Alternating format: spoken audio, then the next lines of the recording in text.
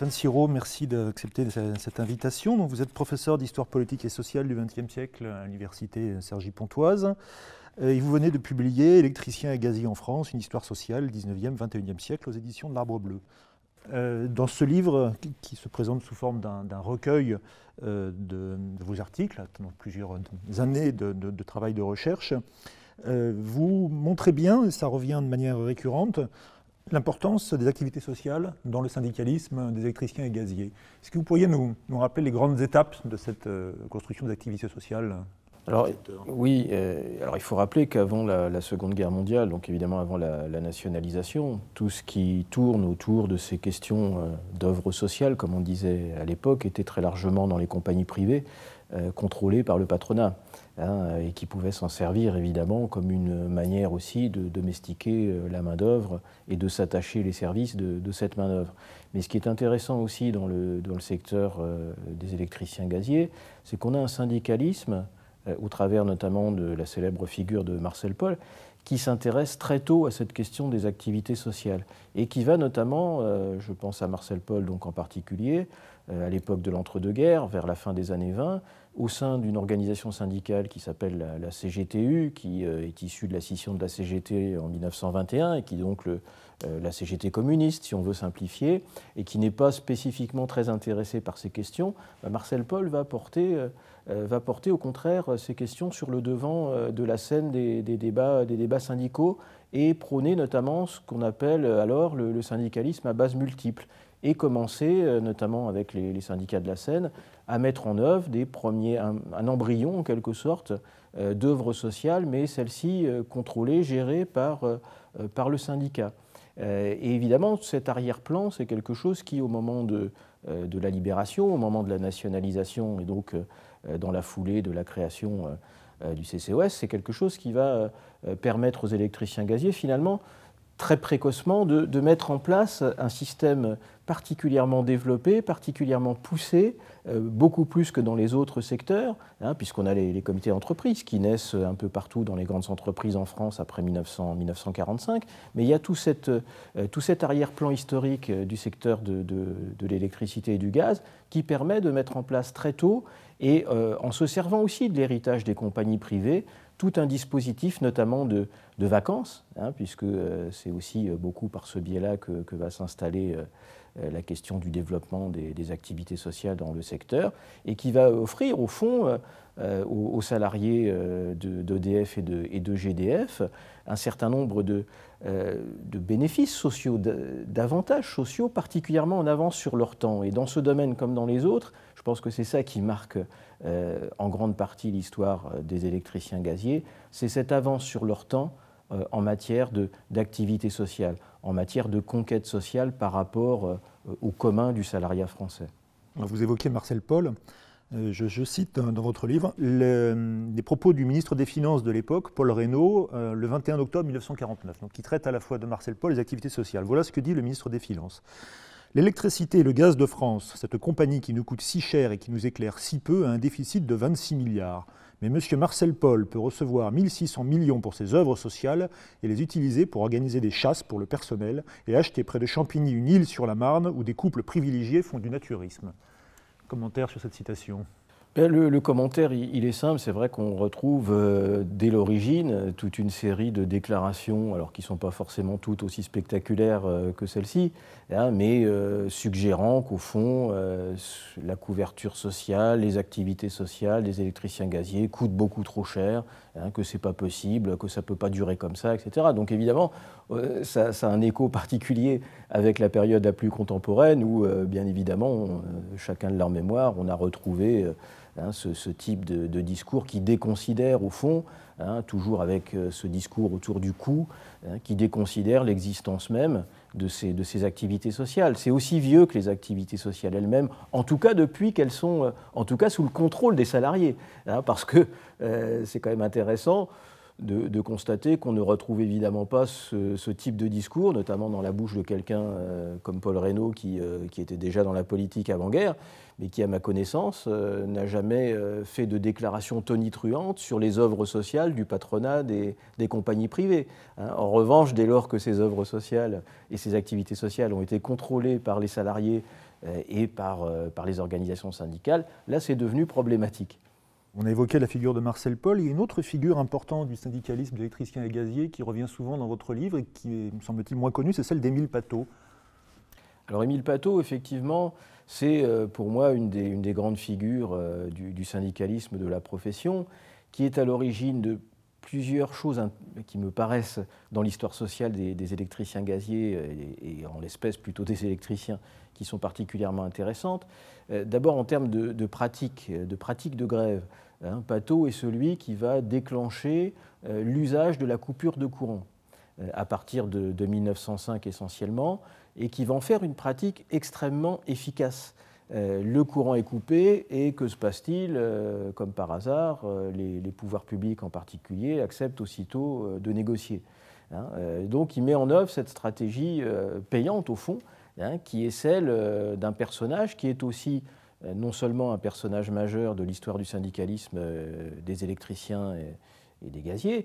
mais qui est aussi un personnage majeur de la CGT. Émile Patot écrit avec son compère, qui à l'époque est le numéro 2 de la CGT au début du XXe siècle et qui s'appelle Émile Pouget, écrit un livre dans lequel il décrit comment ils feront la révolution, ces syndicalistes dits révolutionnaires à l'époque. Et d'ailleurs, les coupures de courant, les coupures de gaz font partie des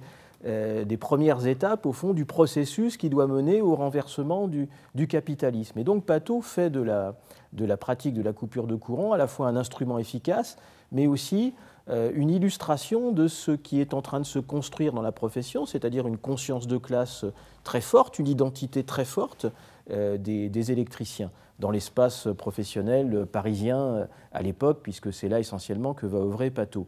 Et il me semble aussi intéressant pour un autre versant, qui est qu'au fond, Patot va être, à mon sens, parmi les premiers à se servir de l'idée selon laquelle fournir de l'énergie, c'est un service rendu au public, donc un service public. Et s'appuyer sur cette idée de la fourniture de l'énergie comme service public, s'appuyer sur elle, sur cette idée-là, pour revendiquer pour les salariés du secteur ce qu'on appelle à l'époque l'assimilation, c'est-à-dire un statut qui équivaut à celui des employés municipaux parisiens et qui est un statut avantageux par rapport au commun des ouvriers de l'époque. Et effectivement, il va réussir, Patot, au moyen de ses grèves, au moyen de cette problématique de l'électricité comme service public, il va réussir effectivement à obtenir toute une série d'avancées sociales majeures pour les électriciens d'abord de Paris, puis ensuite les choses vont par cercle concentrique s'élargir ensuite à la banlieue parisienne, puis par la suite, mais sans que ce soit lui qui soit aux affaires, au reste de la France. Mais c'est un initiateur, voilà, c'est un initiateur habile, bon tacticien, bon négociateur aussi, et qui est au fond la quintessence un peu du syndicalisme de la profession. C'est-à-dire quelqu'un qui est capable d'user de pratiques qui peuvent se révéler, la coupure de courant, des pratiques assez, on dirait aujourd'hui radicales, et en même temps qui sait aussi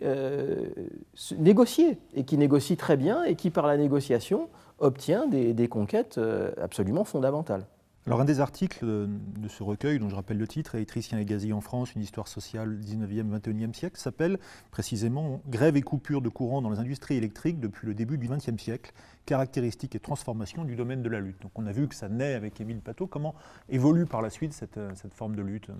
Alors à l'époque de Patot, donc, qui est l'initiateur de ces pratiques,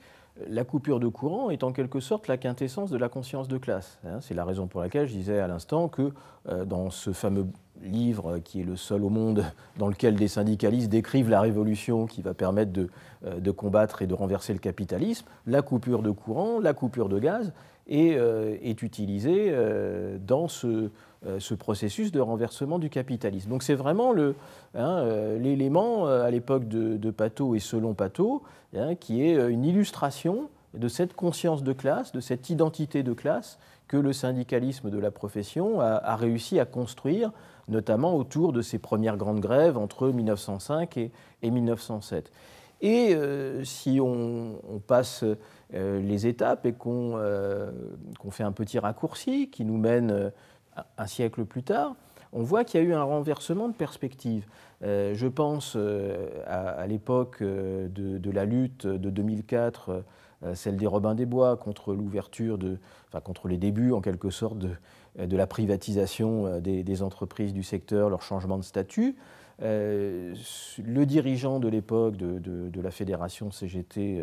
Mines-Énergie, dans un article que je cite, évoque le fait même que la coupure de courant n'ait pas été utilisée, ou en tout cas de manière parcimonieuse, comme cette fois l'illustration d'une nouvelle forme de conscience de classe. Donc on a eu une espèce de basculement qui s'est produit entre le début du XXe siècle, où la coupure c'était la conscience de classe, à une fin du XXe siècle où elle est devenue en quelque sorte, le fait de ne pas couper, l'illustration même de l'existence d'une conscience de classe. Donc on voit bien que cette idée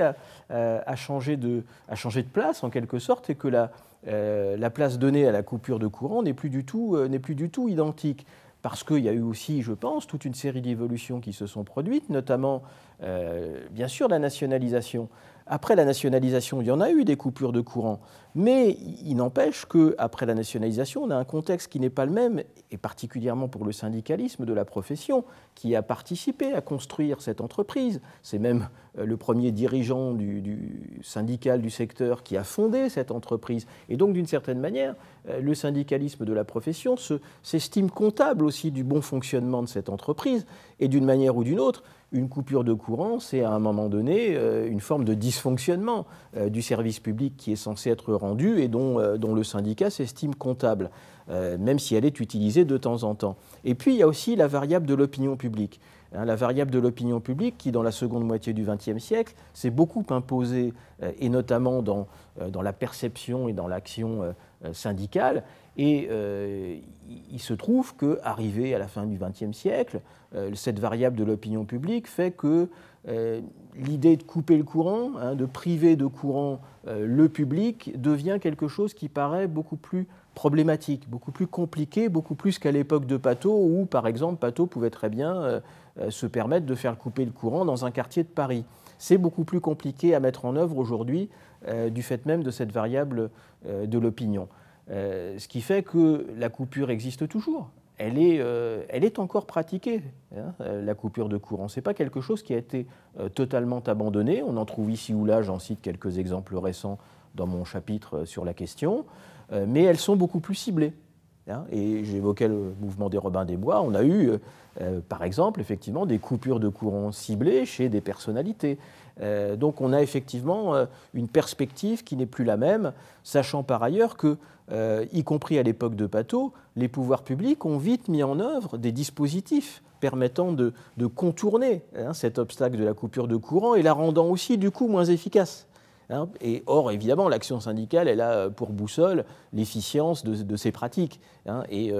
dès 1910, les pouvoirs publics sont arrivés, je dirais, grosso modo, à gérer cet obstacle de la pratique de la coupure de courant. Vous évoquiez le mouvement des Robins des Bois, pratique des coupures d'électricité, mais ce sont également des gens qui ont rétabli le courant. Est-ce que vous pourriez nous rappeler le rôle et l'histoire de ce mouvement ? Oui, alors effectivement, ce mouvement des Robins des Bois qui s'inscrit dans ce grand mouvement social de 2004, qui est le dernier, finalement, grand mouvement de cette ampleur dans la période récente dans le secteur de l'énergie. Ce mouvement des Robins des Bois consiste effectivement d'un côté à produire des coupures ciblées chez des personnalités, mais aussi à remettre l'énergie chez chez les particuliers à qui on a coupé cette énergie. Donc ça s'inscrit aussi dans cette revendication que porte le syndicalisme et plus particulièrement la CGT du secteur, cette revendication d'un droit à l'énergie, qui effectivement est une revendication majeure, qui s'inscrit d'ailleurs dans la notion de service public, qui est une revendication majeure non seulement chez nous, parce qu'effectivement, on constate qu'avec le renchérissement des coûts de l'énergie et ce qu'on nous a vendu comme étant une concurrence nécessaire justement pour faire en sorte que les prix baissent, comme on le dit toujours, et que chacun puisse être mieux servi, c'est plutôt le contraire qui se passe, très clairement. Donc cette notion de droit à l'énergie qu'ont mise sur le devant de la scène ces Robins des Bois s'inscrit donc dans cette idée de notion de service public, et même plus largement chez nous, mais au niveau mondial. Je lisais encore hier qu'il faut quand même l'avoir en tête, que plus d'1 milliard d'individus sur notre planète, sur 7 et quelques milliards, sur 7 milliards et demi, il y en a plus d'1 milliard qui n'ont pas accès à l'électricité. Donc il y a effectivement la problématique chez nous de ce droit d'accès à l'énergie, mais il y a aussi plus largement, et ça je pense que c'est intéressant aussi d'un point de vue syndical, et dans le cadre de l'avenir des entreprises du secteur, et plus particulièrement d'EDF,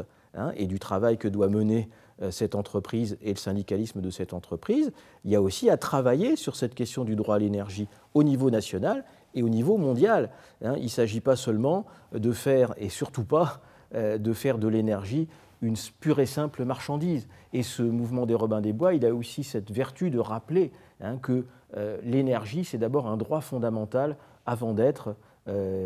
si tant est qu'elles doivent l'être, une pure et simple marchandise, comme on cherche à nous le faire croire aujourd'hui.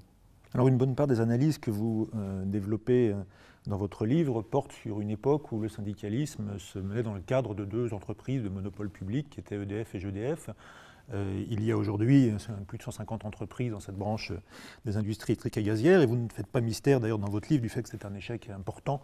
pour le mouvement syndical de n'avoir pas pu empêcher cette transformation. Que reste-t-il aujourd'hui de la spécificité du syndicalisme dans cette branche des IEG, reconfigurée comme elle l'a été depuis 2004 ? Alors le syndicalisme du secteur, longtemps dominé et encore aujourd'hui, même si c'est plus relatif par la CGT, c'est un secteur où s'est construit une particularité syndicale, je dirais, qui est ce que certains chercheurs, et je reprends l'expression à mon compte, appellent le syndicat institution. Bon, c'est une spécificité du secteur. C'est-à-dire qu'on est dans un secteur où, du fait même que EDF et GDF ont été fondés par les syndicats finalement, et par la CGT en particulier. Marcel Paul et une CGT qui, à la Libération, représente en gros 80% du champ syndical, voire un peu plus de la profession, fait que c'est créé donc ce que ces chercheurs appellent le syndicat institution, c'est-à-dire un syndicat qui, bien sûr, joue un rôle de syndicat, avec, si nécessaire, ses pratiques de contestation, de revendication et de grève, mais qui s'estime plus comptable que dans d'autres secteurs de cette notion de service public, de cette idée de service public et de cette idée qu'il est comptable lui-même du développement de l'entreprise qu'il a participé à fonder, qu'il estime devoir aussi participer à pérenniser et à développer. Et pendant, je dirais, en gros un demi-siècle, a fonctionné, bon an, mal an, avec des périodes de tension, notamment celle de la guerre froide, a fonctionné, bon an, mal an, ce que un collègue qui s'appelle Michel Vievorka appelle le système EDF, c'est-à-dire un système de relations sociales où s'était instauré une espèce de jeu à 3 bandes entre la direction de l'entreprise, l'État, les syndicats, qui parfois, au travers d'un rapport de force, parce que des rapports de force, il y en a, parvient tout de même, au bout du compte, à trouver un terrain d'entente autour d'une espèce de bien commun. Voilà, ce bien commun étant les entreprises nationalisées. Et ce fonctionnement du syndicat institution a permis d'asseoir toute une série de conquêtes sociales majeures. Bien sûr, les activités sociales, un statut particulièrement pointu, si on le compare, c'est sans doute le meilleur de France. Vous pouvez prendre n'importe lequel autre, on n'a pas de meilleur statut que celui-là. Donc ce fonctionnement du syndicat institution a été tout à fait pertinent, utile, et a été à l'origine des conquêtes, des grandes conquêtes sociales de la profession. Bon. Le problème de ce fonctionnement-là est qu'il s'agit d'un fonctionnement qui ne peut se révéler efficace et utile, et en particulier pour les salariés, qu'à partir du moment où l'ensemble des acteurs jouent le jeu, c'est-à-dire l'État, les directions d'entreprise et le ou les syndicats. Aujourd'hui, il est clair que ni les directions d'entreprise, celle d'EDF en particulier, qui reste l'entreprise la plus nationalisée du secteur, qui s'est largement convertie au management type privé, n'entre plus dans ce système. L'État lui-même, qui ne pense qu'à une chose, c'est de se délester de tout ce qui ressemble à des entreprises nationalisées et à tout ce qui ressemble au bien commun et au bien public, ne veut plus non plus jouer ce jeu. Donc, il est évident que ce système de relations sociales, qui a été efficace pendant plus d'un demi-siècle, il est sans doute arrivé aujourd'hui, et même depuis quelques années, il est arrivé à épuisement. Bon. Mais il en reste quand même des traces qui peuvent être utiles pour le syndicalisme du secteur, et ça reste, je pense, le secteur des énergéticiens et celui de la CGT du secteur en particulier, qui reste le plus avancé sur ces questions, cette notion de service public. Hein, c'est une notion, celle de service public, qui traverse toute l'histoire de la profession, y compris avant d'ailleurs qu'elle ne soit nationalisée. Hein, j'évoquais Patot qui se sert justement de cette idée que les électriciens et les gaziers rendent un service public pour faire avancer leur cause. Puis bien sûr la nationalisation va porter au pinacle cette idée de service public, mais elle n'est pas morte, cette idée de service public. Ça reste une revendication, ça reste un point d'appui dans l'action syndicale, qui est un point d'appui original, dont évidemment doivent et se servent les organisations du secteur. Sachant que c'est d'autant plus compliqué aujourd'hui, hein, qu'on est évidemment dans un long processus de privatisation, de destruction des services publics, sous l'injonction notamment de l'Europe. Hein, les directives européennes, j'en parle un peu, ont été catastrophiques de ce point de vue-là. Hein, cette ouverture à la concurrence a été terrible. Elle a mis en quelque sorte définitivement le ver dans le fruit, enfin peut-être pas définitivement, mais en tout cas jusqu'à présent, elle a largement mis le ver dans le fruit. Donc effectivement, cette originalité du syndicat institution doit être repensée, réfléchie, et certainement qu'il est nécessaire aujourd'hui d'imaginer sur le plan syndical d'autres modes de fonctionnement, hein, c'est-à-dire notamment en s'appuyant sur cette notion de service public, redonner à la profession, peut-être un peu plus que ces dernières années, faire revivre une culture de la grève, une culture de la lutte, une culture de l'affrontement, qui peut-être s'était un peu effilochée à force d'institutionnalisation. Hein, le problème étant que l'institutionnalisation du syndicalisme, elle est efficace dès lors qu'elle s'appuie sur des rapports de force et qu'elle donne des résultats. Elle devient beaucoup plus problématique, comme ça se passe, pas seulement d'ailleurs chez les énergéticiens, mais partout en France, dans tous les secteurs, et pas seulement en France, mais quand cette institutionnalisation ne donne plus en termes de conquête sociale, en termes d'avancée des droits sociaux, ne donne plus rien et au contraire se matérialise plutôt par une restriction des droits sociaux. C'est ce qui se passe dans le secteur de l'énergie et c'est ce qui se passe encore plus ailleurs. Hein. Donc on est là aujourd'hui, je pense, à un point de rupture, hein, de ce fonctionnement du syndicat institution. Alors en début d'entretien, je vous présentais comme universitaire, historien, spécialiste de l'histoire du syndicalisme, mais vous êtes également un vice-président du comité d'histoire sociale CGT des mines d'énergie. Est-ce que vous vous présenteriez vous-même comme un historien engagé? Quel sens cela peut avoir? Alors il est clair que je ne cache pas le fait que je participe activement à un certain nombre d'autres instituts d'ailleurs aussi, hein, d'autres instituts d'histoire de la CGT, mais plus particulièrement à l'Institut d'histoire sociale mines-énergie qu'a fondé François Dutheil, parce qu'il me semble que particulièrement les objets sur lesquels je travaille, hein, qui sont des objets sociaux, et je prétends travailler jusqu'à nos jours, hein, donc forcément, à moins de prétendre faussement qu'on va s'enfermer dans une tour d'ivoire qui n'a jamais existé, on produit aussi des idées, on produit des points de vue, et ces idées et ces points de vue, il faut les assumer. Je les assume, et il me semble qu'aujourd'hui, sans doute plus qu'hier, on est face à de telles offensives de ce système libéral, de cette construction européenne fondée sur cette idée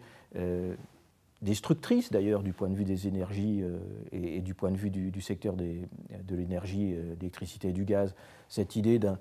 d'une concurrence libre et non faussée qui serait en quelque sorte, même si on le dit moins qu'il y a 20 ans, une espèce de fin de l'histoire. Face à tout ça, je pense qu'il est d'autant plus nécessaire aujourd'hui, y compris de la part d'historiens qui enseignent en tant que fonctionnaires dans l'enseignement supérieur ou ailleurs, de prendre position aussi par rapport à ça, d'avoir un point de vue et de ne pas faire croire qu'on n'en a pas et qu'on va simplement se contenter d'une pure et simple description de phénomènes. Les phénomènes, il faut les décrire, mais arrivé au point où on en est, je pense aussi qu'il faut défendre une conception, un point de vue en s'appuyant sur l'histoire qui nous donne quand même, me semble-t-il, un certain nombre d'enseignements, de points d'appui, hein, qui peuvent être utiles dans la lutte aujourd'hui. Et c'est aussi le sens de ma présence dans cet institut. J'y travaille en tant qu'historien, je pense faire mon travail de manière honnête et aussi objective que possible, mais je considère aussi que ce travail que je produis de manière aussi honnête et objective que possible peut tout à fait être utilisé, et c'est même mon souhait, par ceux qui s'engagent dans le monde d'aujourd'hui et qui s'engagent dans des conceptions, dans des voies moi-même que je défends en tant que citoyen.